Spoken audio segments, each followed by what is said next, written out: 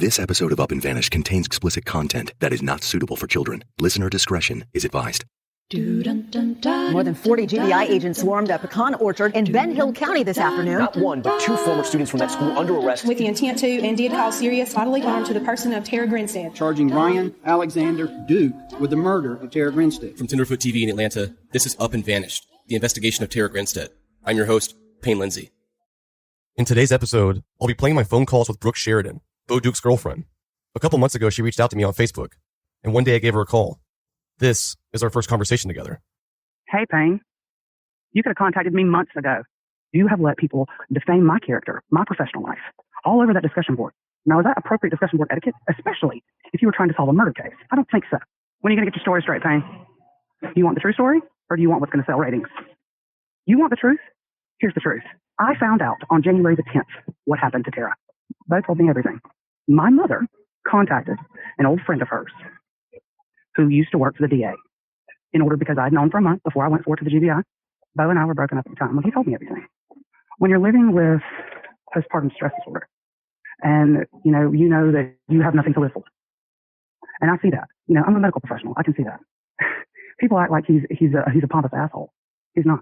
He's been living with this for a long, long time. The way that this affected him was not something I'd like to speak about and get posted on a podcast, because this is somebody else's life that I'm talking about.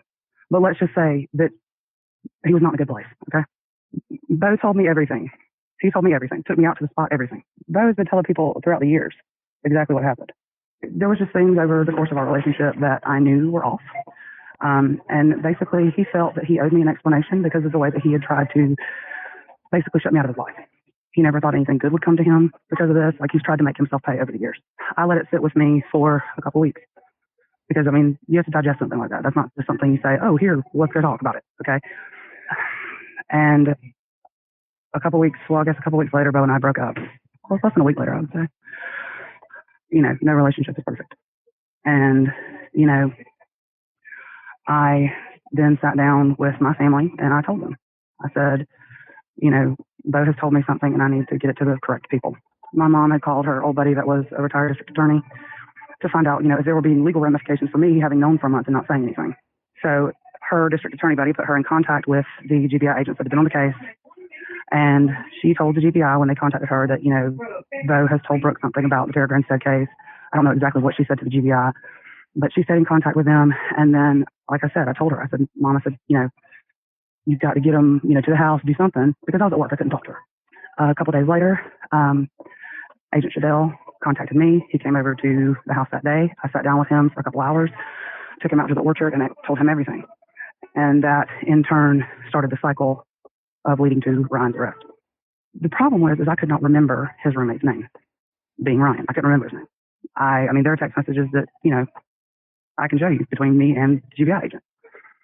Bo told me that basically the following the Sunday after she had gone missing, I guess she went missing on a Saturday night, next Sunday, early afternoon, that Bo had been at home asleep. They'd had to get together at their house. And the next morning, Ryan comes to Bo and wakes him up and says, I killed Tara Grinstead. And he's like, what? And then Bo goes to the other roommate, who I'm sure you know by now. It's Ryan's brother, Stephen. And then Bo goes and asks Stephen, did your brother tell you the same thing? And he's like, yeah. Well, they didn't think anything of it because, they're like, whatever. Well, then Monday, when she goes missing, that's when Bo's like, holy crap, what happened? You have to remember that Ryan did not have a vehicle at the time. He was using Bo's vehicle. The following Wednesday, Ryan says, hey man, come with me. They go take a ride. And that is where Ryan pulled up onto Tara's body with Bo in the truck, and it was on the orchard that his family owns. What else do you want to know? So you were saying that Bo was having a get-together at his house. Where was Ryan? Ryan was there. But when they all passed out, that's when Ryan had taken Bo's truck and left. How many people were there? Oh, let's see. Maybe about 7 or 8. Okay. Do you know people's names?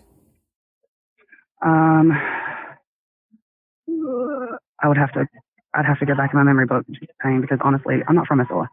I don't know these people. I know that it was Ryan, Bo, Ryan's brother, and then some other people that were there. after they'd all passed out, apparently that's when Ryan had taken her car and done whatever he did. To this day, Bo cannot tell you what Ryan's motive was. Nobody knows unless Ryan has. Bo didn't ask him, why did you do this? Oh, he asked him several times. And what was Ryan's response? You would have to take that from Bo's mouth, but he's not going to talk to you. But he would never say things. I mean, honestly, that's that's the big thing. Nobody knows but God and Ryan himself. It's not odd to you that... It is very odd. It is very odd. I mean, you would think that if you were to go to the links that Bo did to help cover this up, he would get some sort of definitive answer out of him. And he said, well, one, he used my truck. It was definitely going to depend on me. So I don't know if Ryan said something that day to Bo or not, saying basically, look, it's going to depend on you, man. I don't know. The thing that, and I've tried. I'm like, why do you think he did it? Why do you think he did it? And he seems to think it was to Bo, from him knowing Ryan as well as he did. I mean, because they were best friends. You never saw one without the other, and that's true. He didn't. Bo basically thinks that it was some kind of sexual thing, or it was he wanted to see what it would feel like. Now, as far as what happened the night that Tara was killed, I don't know. Bo doesn't know. And that's the truth. That is the God honest truth. Did Ryan use Bo's truck to take her body to the pecan orchard? Yes. What time did they pass out that night? Bo and everybody else? Probably, I would say 1-ish, 12-ish. I mean, I don't know. I wasn't there, but I would say, if there had been a football game that day, I'm assuming they had probably been drinking all day. So I don't know. It just seems odd that Ryan would sneak out, presumably sort of early, and be unnoticed. Well, I don't know. I don't know what time he left, but I know that he didn't come back until later that next day. Now, I do know that, what all have you been told, and I can justify and tell you yes or no? Okay, when Ryan shows him the body, is Bo by himself? Is someone else with Bo? What's going on there? And It's just Bo and Ryan. And then what happens? Apparently, now I don't have finite details on this, but I'm going to give you the best synopsis that I can. And this is all going from my memory and what I've been told. And also what has been, backed up by by the GBI. She was, when I took the GBI out to the orchard, there was a back corner that he took me to, but apparently she had been moved back in the cut, like off the path where the orchard, like it wasn't out in the middle of the orchard. Does that make sense? So, and where I led the GBI agent to the first, that day that I took him out there. So Bo told me that she was there, that she had been there for a couple of days, because you could tell, without going into gory details. If you know the difference between livor mortis and rigor mortis, I'm assuming. They moved her, and they disposed of the body. Do you know how? Burning. You have to remember that it's during pecan season, they purposely do controlled burns. And behind there was like pine trees.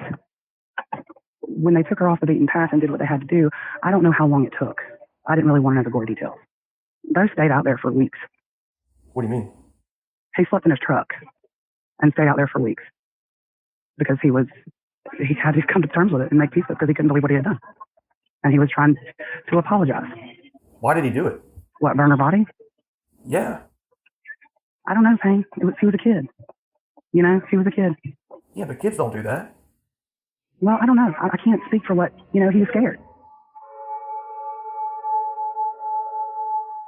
That was my first phone call with Brooke. I still couldn't wrap my mind around the idea that Bo had no clue why Ryan had done this. That seemed incredibly odd. And the idea that Bo went along with this heinous act because Ryan inadvertently threatened him, that sounded fishy too. The next time I talked to Brooke, I asked her some more hard-pressing questions, and she started giving more details. We'll listen to that call next, after a quick word from one of our sponsors. Because of the graphic and sensitive nature of the next part of this episode, I wanted to give you a heads up. This is not at all suitable for children, so please use your best discretion. Were you ever privy to what actually happened to her purse and her keys? No, I was not. Okay. They were thrown in a dumpster in Fitzgerald behind a laundromat. What laundromat?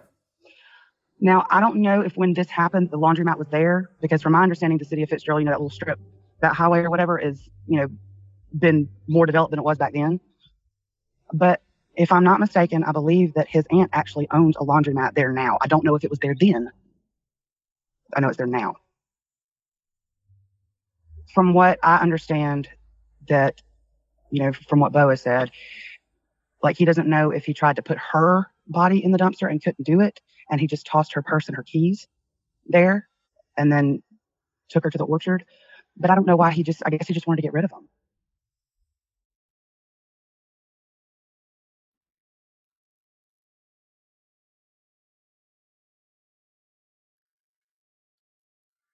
And that's why I'm thinking that probably Bo made the connection that he probably tried to dump her body there first, and he couldn't, because I would assume that lifting a body into a dumpster over your head would be quite difficult. And he used a credit card to get it to her home. Was she asleep or something? Yes. Why do you go there? Your guess is as good as mine. Her car would have been in the carport. It would have been pretty obvious that she was home. Like, that's why the burglary charges, or I don't think he went there, like I said, to rob her. You see what I'm saying? I think it was more of a sexual thing. I don't know, Payne. I don't know what his motive was. How did Bo not get any sort of answer out of him, even if it was a lie or something? I can't imagine being in that position and accepting no for an answer. Well, from what Bo told me a few months ago, I believe when he asked him, and don't quote me word for word on this, but Ryan basically said, it's your truck, it's your family's land, what are you going to do?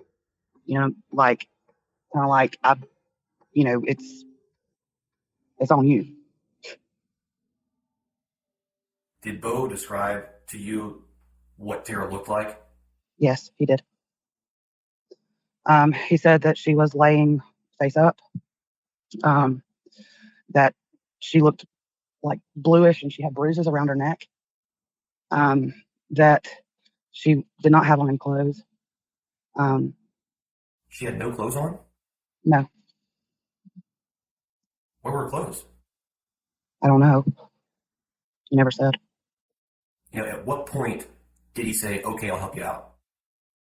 Probably when Ryan said, what are you going to do? It's your truck, your land, your family's land.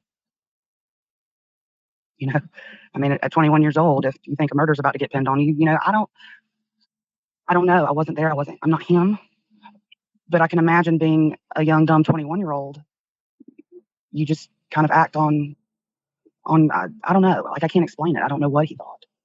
And he was scared. If you were 21 years old and your friend did something like that to you, I think you or anybody, would be scared to death. Who else knew about this over the years? His ex-wife. And I know that he never told anybody in his family, I don't believe. He had told an army buddy of his. He had told his best friend. He had told, I don't really know all the people that he's told, but that's just the people that he's mentioned to me. And, his ex-wife had threatened him for years of she basically blackmailed him, saying, if you leave, I go to the cops and I tell them everything. That's why they were together longer than they should have been. Every time he asked Ryan about it or talked to him about it, it was a look of shame. He was shameful. It wasn't like, I snapped, or it was a look of shame, which I think, and to me, makes sense of why he went there with an intent to do something, like sexual assault or rape or something like that, because he was ashamed to tell anybody that that's why he did it. So why didn't Bo just go to the cops back then?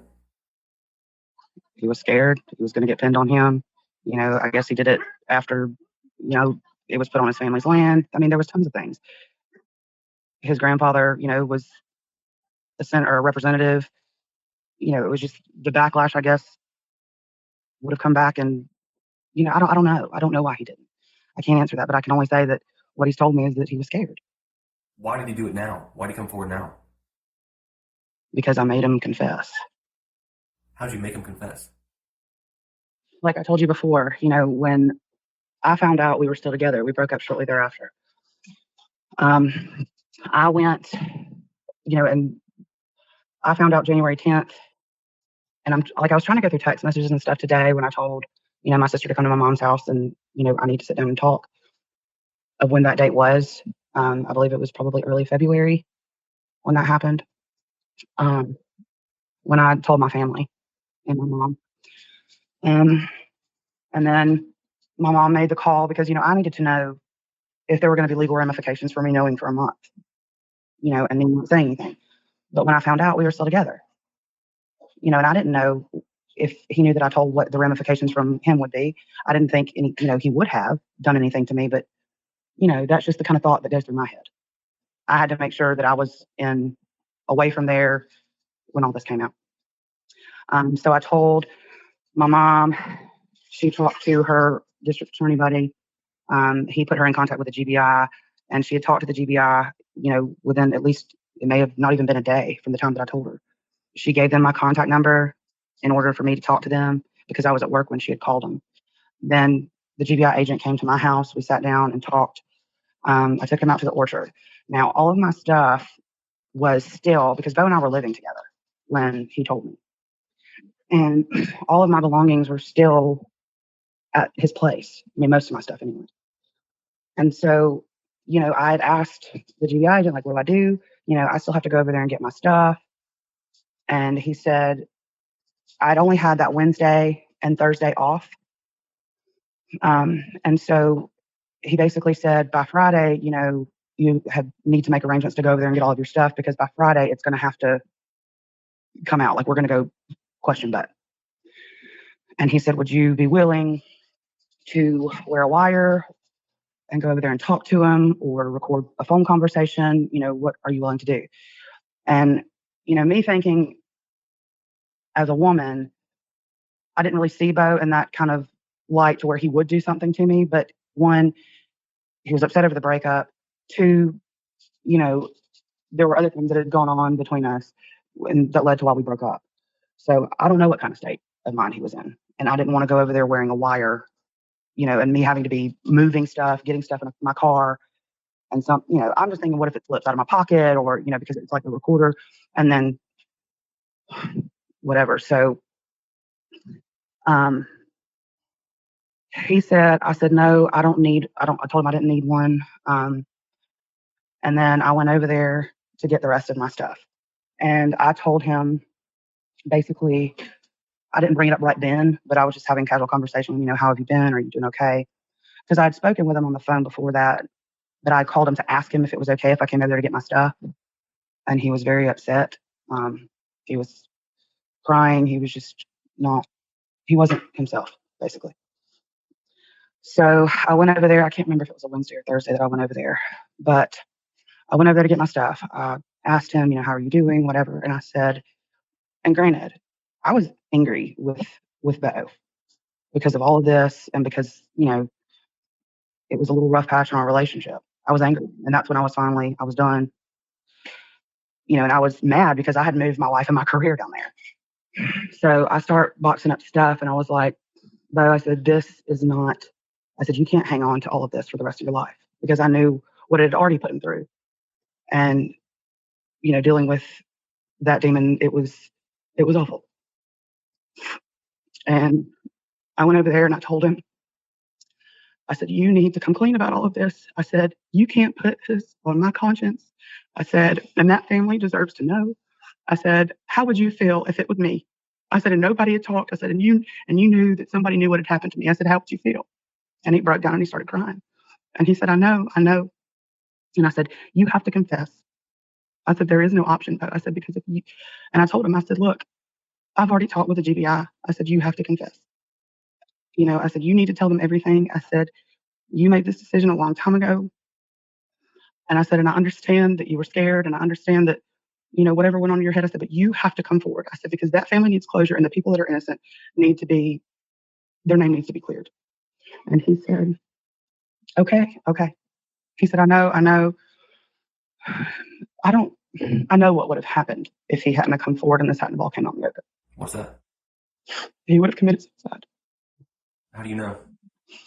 Because this wasn't the first, it wasn't the first time that he had talked about it or attempted it. If you deal with a demon like that for so long and it just grabs a hold of you and it eats at you and you think you don't deserve to live, but and you had held on to it for years. And then you finally come forward with it. And he knew that he wasn't stupid. He said, I'm a convicted felon. This is going to completely put me, back up under the jail. All of that was just a snowball effect. He thought about all of it, and I guess he just stayed quiet. And he also, out of loyalty to a friend, it had just all been coming to a head. He knew that I was over some of his behaviors. He knew that I was just over the relationship. And I told him, I was like, what is it? And I said, whatever it is, I said, you need to tell me. I said, you have to tell me what it is. But I made him tell me everything. He showed me where Tara lived and just kind of drove me around. He then took me out to the orchard. It's just kind of a scary place. It's very scary looking. He took me out there, and then he showed me the path they had taken her down that day that he and Ryan went out there. Because it was basically timber and pine trees back there. Because it's like the orchard, if you went there at night, you get lost. You would have to kind of look at it during the daytime to go to that particular back corner. But I remembered it very vividly when I took the GBI agent back there. I took him to the corner and I said, that's the path that he went down. He did not take me to the actual spot back in the back because I wasn't going back there. I was scared. I'm not the type to go trekking back in the woods in the middle of the night. And then he showed me that, and that was pretty much it. And I knew that there was something about that orchard that he never liked because, when he worked for his family's pecan company, he never liked to go out there, when they spray or the trees or when they mow, whatever. He never liked to be out at that particular orchard. And then it kind of made sense as to why after he told me.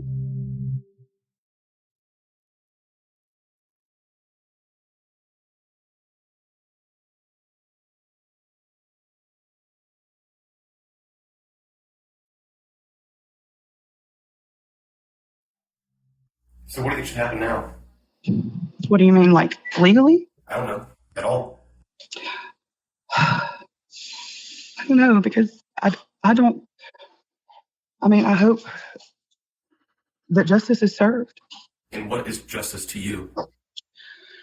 I don't know, Payne. I can't tell you what justice is to me because I'm in a really, really tough spot. But you can't be selfish about it either, though. I'm not selfish about it. Put your feelings for him aside for a second and think about justice.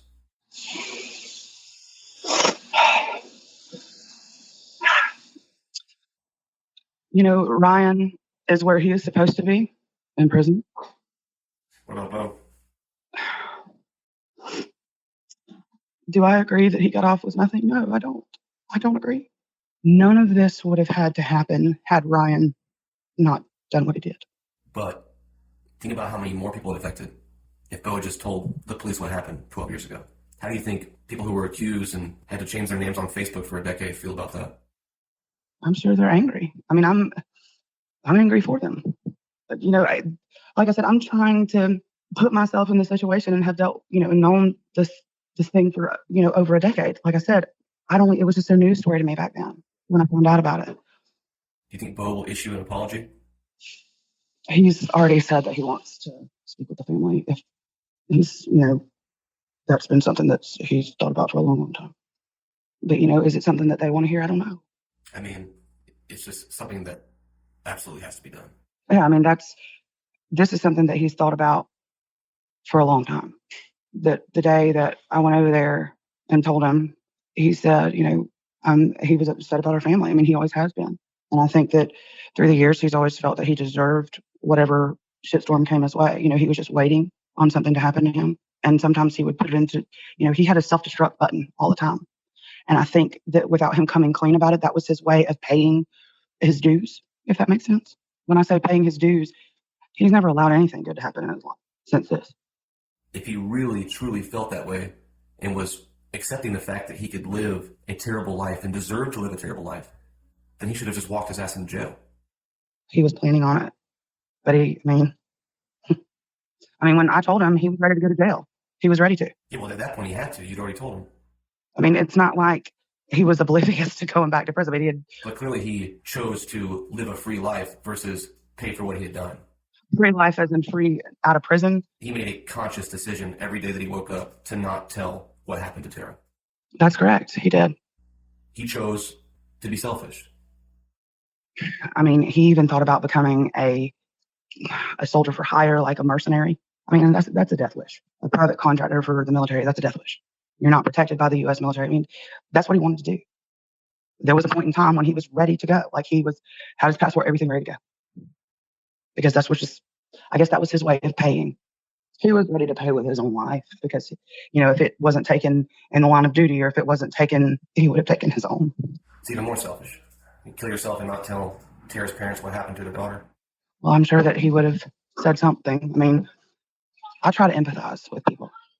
I see manifestations of PTSD in people all the time. I see manifestations of drug addiction in people all the time.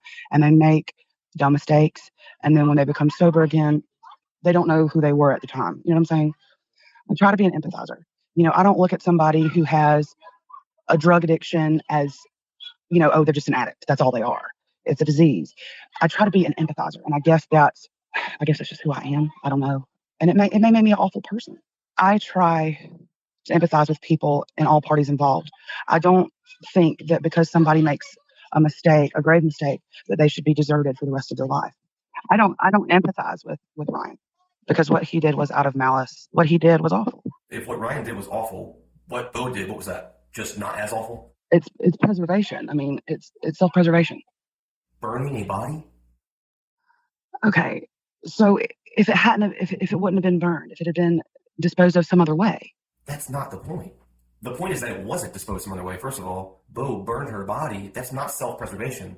But if Bo had gone back to the police back then, I guarantee you the way that things have worked out thus far, he would be on death row right now. Why would they believe Bo, or why would they believe Ryan over Bo?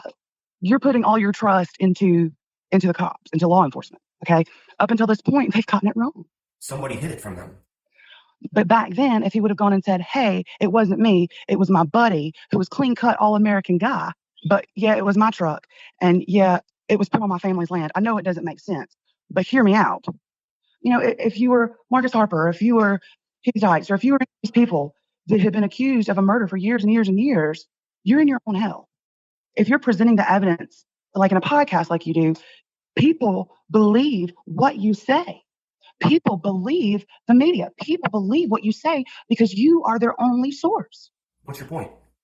My point is that you can paint a picture however you see fit. If you're going to present, like this is real life, you have to see both sides of the story. That's naive to think that I don't have anything to fear because the people judging you and that are going to have your life and your fate in your hand are just people. We don't know. You're not a prosecutor. I'm not a prosecutor. The evidence, Bo would have not known anything had Ryan not pulled her up on her body that day. Did he make a grave decision? Yes. It was a heinous, awful decision. He said, it's your truck. It's your family's land. What are you going to do? Do you really trust? I mean, they didn't know the ins, the outs, the ups and downs of law enforcement and the legalities. All he says is, oh my God, he used my truck. Oh my God, it's on my family's land. It's going to look like I did it. Why not just do the right thing and not worry so much about your damn self? That's been his problem for 12 years. Constantly worrying about himself. Just tell the truth. I have never agreed that he did not go to the cops at all. But from a selfish person's perspective, because we're all creatures. I mean, we're all about ourselves. You know what I'm saying? Everybody is. Everybody is out for their own reason. I could see at 21 years old, I don't know what any of us would have done. I can tell you right now what I would have done. Go to the cops. But it's easy to say on the other side of the fence. It's easy to say. It's also easy to do. 911, it's 3 digits. It's called weighing the odds, and he didn't make the right decision. He made the wrong one. That doesn't even matter. It's not even about Bo. He did something that was very wrong. Let's just agree with that and not even try to explain why he made this awful decision. It's only about Tara. And he can do the right thing by issuing a public apology. He can't because he's under the gag order. Oh, well, that's just super convenient. He had about 4 or 5 days to do that before the gag order was in place. Would it have hurt the family or helped them? Is that a serious question? Yes, it's a serious question. Would an apology hurt or help them? But, Penny, you have to understand, and how do you put 12 years of feelings on paper? I don't know. That's his job to figure out. He's had 12 years to figure that shit out. He's had 12 years to figure out how to apologize. If he doesn't know how to do it. And you don't think that he's been thinking about it for 12 years? I really actually don't. But is a written apology? I mean, Payne, just because he didn't issue a written apology, a formal public apology. All I'm saying is that that's what he should do. And you're giving me excuses of why he hasn't done it. How many excuses do we give him before we just say, wow, he's just not a good person? Okay, if he's gonna write a public apology, how does he, give that to the family and to the public? He has an attorney, doesn't he? Look, I'm not even going to talk about it. It's pointless for me to try to help you guys figure out how to apologize. That's so stupid. It's not something that he hasn't thought about. I can't say that he didn't start writing one. But you can't say that he did either. Yes, I did. I did see where he started writing letters. How far did you get? I am? 2 pages. Just a crying shame that he couldn't finish it in time. But you have to understand how this has affected other people's lives. I am only doing, in my position, what I have prayed about, what I have soul searched about, because I wouldn't be able to handle all my content, knowing what happened to Tara, and also knowing that I deserted me, Bo's brother, and his mom are really the only people he has. That's his father. He doesn't talk to people. I'm the only person that he's ever confided everything in. And I would have to live the rest of my life knowing that he did something to himself, and along with the fact that something happened to Tara. How does that make it okay? And I understand it's about Tara, but there are also innocent people involved here. And things that have been said about me, I didn't deserve to be put in the spotlight like that. How many people listen to your podcast? A lot. Thousands, millions? A lot. Yeah. So, my name was mentioned in the last episode. In a conspiracy. Your podcast was titled Conspiracy. My mother's name. I never mentioned your name or your mother's name. I actually don't even know your mother's name. But you played your interview with Rebecca on your podcast. You could have chose not to. You're right. I chose to play your interview. That's correct. So that is an extension of you. What you present on your podcast is an extension of you. It's your work, right? You are the creator of Up and Vanished. What's your point? I've played a lot of interviews. No, you can't control what people say on your discussion boards, but you can control what you play in your podcast.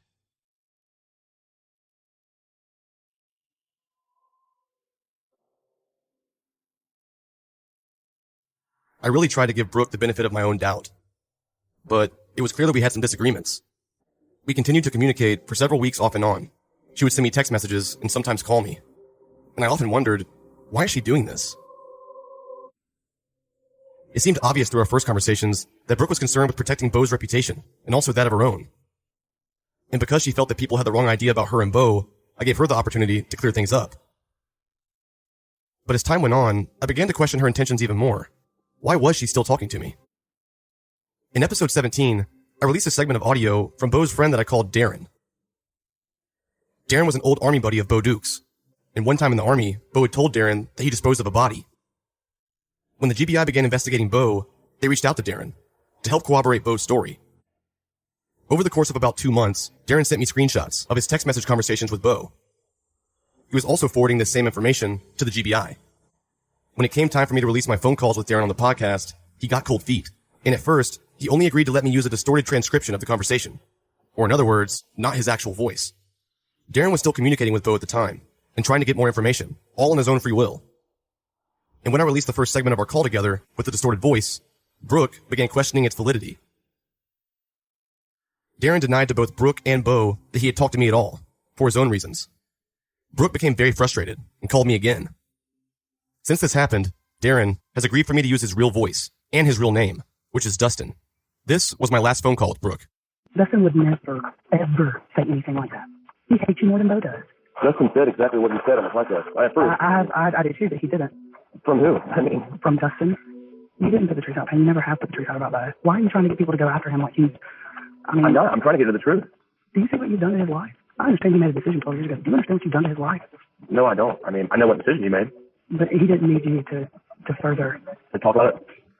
No, not even talk about it. But he didn't need you to paint him as a picture that he's not, because you don't know him. During the call, my spider senses started going off. I had the feeling that she was recording the phone call from her end too. Which is perfectly fine and legal, but that also she was trying to catch me in some sort of lie. The problem was, there was no lie to catch me in. The phone calls and the text messages with Darren, whose real name is Dustin, were all completely real and legitimate.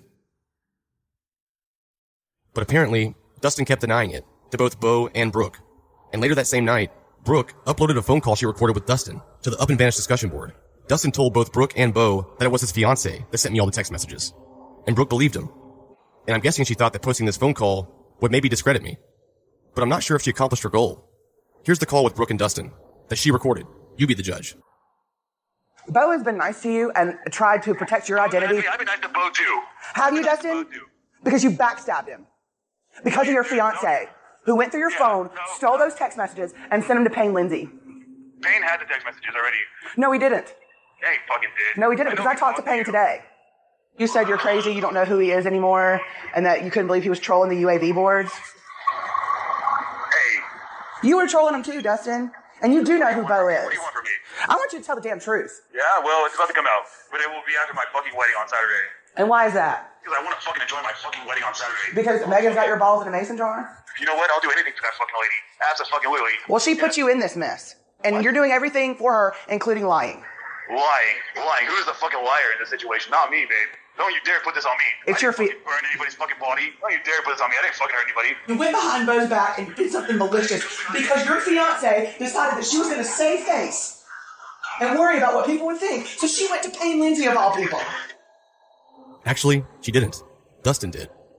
And Dustin called me right after Brooke uploaded this phone call, just to set the record straight, with me and for everyone out there who's listening. Just understand that what I told her was not the truth. I was just trying to fucking play both sides. I was trying to get more information, and it backfired a little bit, okay? She's just really proving that she's a vindictive, crazy lady. And that's all she's really doing. I've been trying to help you, and you understand that, right? I was just trying to help, man, and I was playing both sides, and in order to play their side, I had to make up some fucking lies. I failed, man. It's my fault. I never told Dustin to lie to anybody. He chose to do that on his own, to try and get more information from Bo. After this call, he felt bad, that maybe he had jeopardized my integrity as a journalist, but I told him that he didn't. It was then that he gave me permission to use his real voice. In my conversations with Brooke, she kept telling me she was a victim in this situation, and that the podcast brought her unwanted attention, even though at the time, I hadn't even said her name yet. But now, just a few days ago, Brooke did an exclusive televised interview with the CBS show 48 Hours, taking credit for having solved this case. CBS released a short segment of Brooke's interview on their website, and the full episode was supposed to air this past Saturday, but it didn't. Several Up and Vanished Facebook groups were outraged by the representation of Brooke and took it among themselves to do something about it. Hundreds of Up and Vanished listeners sent countless emails and messages to the producers of 48 Hours, expressing their concerns. I didn't ask them to do this. They felt compelled to on their own. And one day later, the 48 Hours episode with Brooke's full interview no longer appeared on the TV guide, and instead, they played a rerun episode.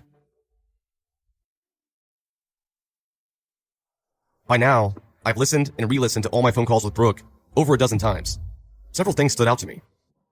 One, how in the world does Bo not know why Ryan killed Tara? He seems to know just about everything else, including details about Tara's purse and keys, and even how Ryan got into her house with a credit card. He would only know these details if Ryan told him. So why was Ryan there in the first place? The fact that Bo couldn't answer this was a huge red flag to me. And what about those 7 to 8 people that were at Bo and Ryan's house that night? Who are these people? And why wouldn't you tell me who they are? I just found it hard to believe that every single person had passed out and Ryan stole Bo's truck, drove 20 or more minutes to Tara's house on a whim, going unseen and undetected by 10 or more people. According to Bo Duke's arrest warrants, the crimes he committed occurred between October 23rd and October 28th, 2005. So, if Bo Dukes is telling the truth, then the first time he saw Tara's body was that Wednesday, October 26th. But the arrest warrants state that these crimes happened all the way through October 28th, meaning that if Bo's story is true, they were destroying Tara's body the following Friday night, October 28th. I've talked to multiple people at this point, who've all told me that Bo and Ryan routinely threw parties out there on the orchard. Even on the night of Tara's disappearance, Brooke told me that there were 7 to 8 people there that night. If these parties happened every weekend, and they were doing this on the night of Friday, October 28th, then there may have been people there. Potential witnesses, or even accomplices. The fact that Brooke would never reveal their names to me only added to my suspicions. Who was there? And what do they know?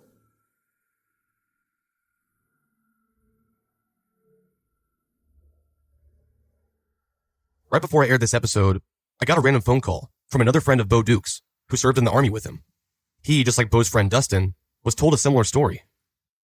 He and I were in separate units, but there were different units in the barracks. I was up on the very top floor and he was on the bottom. What I remember is that he helped get rid of a body on the pecan farm and he burned it.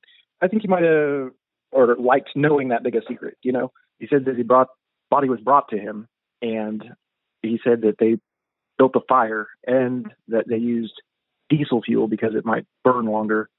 Bo mentioned like letting that fire like burn like all night.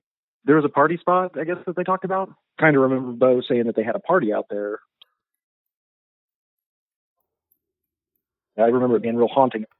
Enough for me to remember. If you're having parties out there routinely, that gives you a way to conceal. You know, a fire just burning out there is going to raise questions. But a fire out there where a bunch of people are partying, that's not as peculiar. And I think that could have even been, you know, the plan.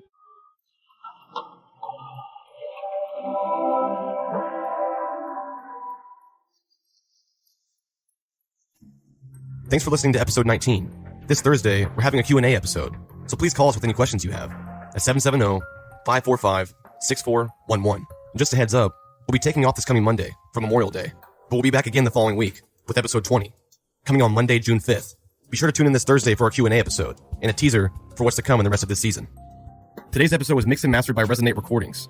If you want to improve the quality of your podcast or start a podcast of your own, check them out at resonaterecordings.com.